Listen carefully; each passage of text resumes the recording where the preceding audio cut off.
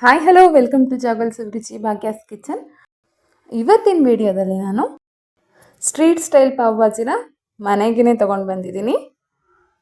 ಇದನ್ನು ಸಿಂಪಲ್ಲಾಗಿ ಯಾವ ಥರ ಮಾಡೋದು ಅಂತ ಇವತ್ತಿನ ವಿಡಿಯೋದಲ್ಲಿ ನಾವು ನೋಡ್ತಾ ಹೋಗೋಣ. ಮೊದಲಿಗೆ ನಾನು ಒಂದಷ್ಟು ತರಕಾರಿನ ಹೆಚ್ಕೊಂಡಿದ್ದೀನಿ. 1 ಕಪ್ಪಷ್ಟು ಆಲೂಗೆಡ್ಡೆ, ಒಂದು ಅರ್ಧ ಕಪ್ ಬಟಾಣಿ, ಒಂದು ಅರ್ಧ ಕಪ್ ಕ್ಯಾರೆಟ್, ಹಾಗೆ ಒಂದು 1/4 ಕಪ್ಪಷ್ಟು ಬೀಟ್ರೂಟ್, ಹಾಗೆ ಒಂದು ಅರ್ಧ ಕಪ್ಪಷ್ಟು ಟೊಮೆಟೊ ತೊಗೊಂಡಿದ್ದೀನಿ. ಈಗ ಕುಕ್ಕರ್ಗೆ ಒಂದು 2 ಸ್ಪೂನಷ್ಟು ಕುಕ್ಕಿಂಗ್ ಆಯಿಲ್ನ ಹಾಕ್ಕೊಳ್ತಾ ಇದ್ದೀನಿ. ಹಾಗೆ 1 ಸ್ಪೂನಷ್ಟು ಜೀರಿಗೆ ಹಾಕ್ಕೊಂಡು ಒಂದ್ಸತಿ ಕುಡಿಸ್ಕೊಳ್ಳೋಣ. ಈಗ ಇದಕ್ಕೆ ನಾವು ಎಲ್ಲ ತರಕಾರಿಗಳನ್ನೂ ತೊಳೆದು ಹಾಕ್ಕೊಳ್ತಾ ಇದ್ದೀವಿ. ಆಲೂಗೆಡ್ಡೆ, ಕ್ಯಾರೆಟು, ಬೀಟ್ರೂಟು, ಬಟಾಣಿ ಹಾಗೆ ಟೊಮೆಟೊ ಇದಿಷ್ಟನ್ನು ಹಾಕ್ಕೊಂಡು ಒಂದ್ಸತಿ ಕುಡಿಸ್ಕೊಳ್ಳೋಣ. ಈಗ ಇದಕ್ಕೆ ಒಂದು ಅರ್ಧ ಸ್ಪೂನಷ್ಟು ಚಿಲ್ಲಿ ಪೌಡರ್ನ ಹಾಕ್ಕೊಳ್ತಾ ಇದೆ.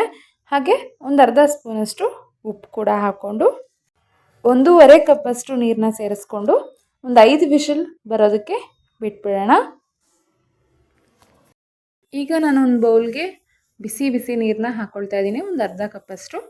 ಇದಕ್ಕೆ ನಾನು ಒಂದು 4ರಿಂದ 5 ಬ್ಯಾಡಗಿ ಮೆಣಸಿನ್ಕಾಯಿನ ಕಲರ್ಗೋಸ್ಕರ ನೆನೆಸಿಟ್ಕೊಳ್ತಾ ಇದ್ದೀನಿ. ಹಾಗೆ ಒಂದು ಅರ್ಧ ಕಪ್ಪಷ್ಟು ಟೊಮೆಟೊ, 1 ಕಪ್ಪಷ್ಟು ಈರುಳ್ಳಿ, 1/4 ಕಪ್ಪಷ್ಟು ಕ್ಯಾಪ್ಸಿಕಮ್, ಹಾಗೆ ಒಂದು 4ರಿಂದ 5 ಬೆಳ್ಳುಳ್ಳಿ, ಹಾಗೆ ಒಂದು 2 ಪೀಸು ಶುಂಠಿ ತೆಗೆದಿಟ್ಕೊಂಡಿದ್ದೀನಿ. ಮೊದಲಿಗೆ ನಾನು ಒಂದು ಜಾರ್ಗೆ ನೆನೆಸಿಟ್ಕೊಂಡಿರೋ ಅಂಥ ಮೆಣಸಿನ್ಕಾಯಿ ಹಾಕ್ಕೊಳ್ತಾ ಇದ್ದೀನಿ. ಹಾಗೆಯೇ ಶುಂಠಿ ಬೆಳ್ಳುಳ್ಳಿ ಎರಡನ್ನೂ ಹಾಕ್ಕೊಂಡಿದ್ದನ್ನು ಸ್ಮೂತಾಗಿ ಗ್ರೈಂಡ್ ಮಾಡ್ಕೊಂಡು ಬಂದಿದ್ದೀನಿ. ಈಗ ಮೆಣಸಿನ್ಕಾಯಿ ಪೇಸ್ಟ್ ರೆಡಿಯಾಗಿದೆ. ಈಗ ಒಂದು 5 ವಿಷಲ್ ಕೂಗಿದ್ದಾಗಿದೆ.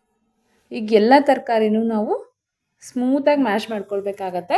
ಈಗ ನಾನೊಂದು ಪ್ಯಾನ್ಗೆ ಒಂದು 2 ಸ್ಪೂನಷ್ಟು ಎಣ್ಣೆನ ಹಾಕ್ಕೊಳ್ತಾ ಇದ್ದೀನಿ. ಹಾಗೆ 2 ಸ್ಪೂನಷ್ಟು ಬಟರ್ನ ಆ್ಯಡ್ ಮಾಡ್ತಾ ಇದ್ದೀನಿ.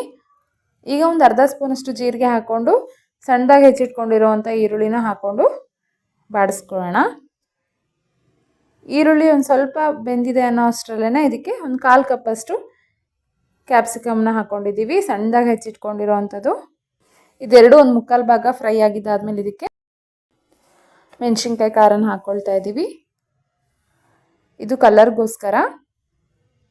ಹಾಗೆ ಇವಾಗ ಒಂದು ಅರ್ಧ ಕಪ್ಪಷ್ಟು ಟೊಮೆಟೊ ಹೆಚ್ಚಿಟ್ಕೊಂಡಿದ್ವಲ್ಲ ಅದನ್ನೂ ಹಾಕ್ಕೊಂಡು ನೀಟಾಗಿ ಕುಡಿಸ್ಕೊಳ್ಳೋಣ. ಹಾಗೆ ಜಾರ್ ತೊಳೆದಿದ್ದ ನೀರನ್ನು ಈಗಲೇ ಹಾಕ್ಕೊಂಡು ಕುಡಿಸ್ಕೋಬೇಕಾಗತ್ತೆ. ಈಗ ಇದಕ್ಕೆ ನಾನು ರುಚಿಗೆ ತಕ್ಕಷ್ಟು ಉಪ್ಪು ಹಾಕ್ಕೊಳ್ತಾ ಇದ್ದೀನಿ. ತರಕಾರಿಗೂ ಹಾಕಿರ್ತೀವಿ, ನೋಡ್ಕೊಂಡು ಹಾಕಿ. ಹಾಗೆಯೇ ನಾವು ಮ್ಯಾಶ್ ಮಾಡಿ ಇಟ್ಕೊಂಡಿರೋ ಅಂಥ ತರಕಾರಿನೆಲ್ಲ ಇದಕ್ಕೆ ಸೇರಿಸ್ಕೊಳ್ತಾ ಇದ್ದೀವಿ. ಇದೆಲ್ಲ ಒಂದ್ಸತಿ ಒಂದೊಳ್ಳೆ ಮಿಕ್ಸ್ ಕೊಡೋಣ. ಈಗ ಇದಕ್ಕೆ ಅರ್ಧ ಸ್ಪೂನ್ ಚಿಲ್ಲಿ ಪೌಡರ್, ಅರ್ಧ ಸ್ಪೂನ್ ಧನಿಯಾ ಪೌಡರ್, 1/4 ಸ್ಪೂನಷ್ಟು ಜೀರಾ ಪೌಡರ್ ಹಾಕ್ಕೊಂಡು ಒಂದು 2 ಸ್ಪೂನಷ್ಟು ಪಾವ್ ಭಾಜಿ ಮಸಾಲ ಪೌಡರ್ನ ಆ್ಯಡ್ ಮಾಡ್ಕೊಳ್ತಾ ಇದ್ದೀವಿ. ಈ ಪೌಡರೆಲ್ಲ ಮಿಕ್ಸ್ ಆಗೋ ಥರ ನೀಟಾಗಿ ಒಂದ್ಸತಿ ಕೂಡಿಸ್ಕೊಂಡು ಕುದಿಯೋದಕ್ಕೆ ಅಂತ ಬಿಡೋಣ.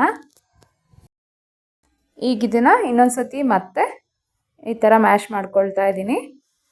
ಈ ಥರ ಮ್ಯಾಶ್ ಮಾಡ್ಕೊಳ್ಳೋದ್ರಿಂದ ಅಕಸ್ಮಾತ್ ಉಳಿದಿರೋ ತರಕಾರಿ, ದಪ್ಪ ತರಕಾರಿ ಇತ್ತು ಅಂದರೆ ಅದು ಕೂಡ ಸ್ಮೂತಾಗಿ ಮ್ಯಾಶ್ ಆಗಿ ಹೋಗುತ್ತೆ. ಈಗ ಆಲ್ಮೋಸ್ಟ್ ಆಗಕ್ಕೆ ಬಂದಿದೆ. ಈಗ ಇದಕ್ಕೆ ಫೈನಲ್ಲಾಗಿ ಕಸೂರಿ ಮೇಥಿನ ಆ್ಯಡ್ ಮಾಡ್ಕೊಳ್ತಾ ಇದ್ದೀನಿ. ಹಾಗೆ ಅದ್ರ ಜೊತೆ ಸ್ವಲ್ಪ ಕೊತ್ತಂಬರಿ ಸೊಪ್ಪು ಹಾಕ್ಕೊಂಡು ಒಂದು ಅರ್ಧ ಹೋಳು ನಿಂಬೆಹಣ್ಣು ಹಿಂಡ್ಕೊಳ್ತಾ ಇದ್ದೀನಿ. ಫೈನಲಾಗಿ 1 ಸ್ಪೂನಷ್ಟು ಬಟರ್ ಹಾಕಿ ಸರ್ವ್ ಮಾಡೋದಕ್ಕೆ ರೆಡಿ ಮಾಡ್ಕೊಳ್ಳೋಣ. ಈಗ ಒಂದು ದೋಸೆ ತವ ಇಟ್ಕೊಳ್ತಾ ಇದ್ದೀನಿ. ಇದಕ್ಕೆ 1 ಸ್ಪೂನಷ್ಟು ಬಟರ್ ಹಾಕ್ಕೊಳ್ತಾ ಇದೆ. ಹಾಗೆ ಒಂದು ಸ್ವಲ್ಪ ಕೊತ್ತಂಬರಿ ಸೊಪ್ಪು, ಹಾಗೆ ಪಾವ್ ಭಾಜಿ ಮಸಾಲ ಪೌಡರ್ ಹಾಗೆ ಸ್ಪ್ರಿಂಕಲ್ ಮಾಡ್ಕೊಳ್ತಾ ಇದೆ. ಈಗ ಪಾವ್ ಭಾಜಿಗೆ ಅಂತಲೇ ಬನ್ಗಳು ಸಿಕ್ಕತ್ತೆ, ಬೇಕ್ರಿನಲ್ಲಿ ಸಿಗುತ್ತೆ, ನೀವು ಅದನ್ನು ತೊಗೊಳ್ಬೋದು.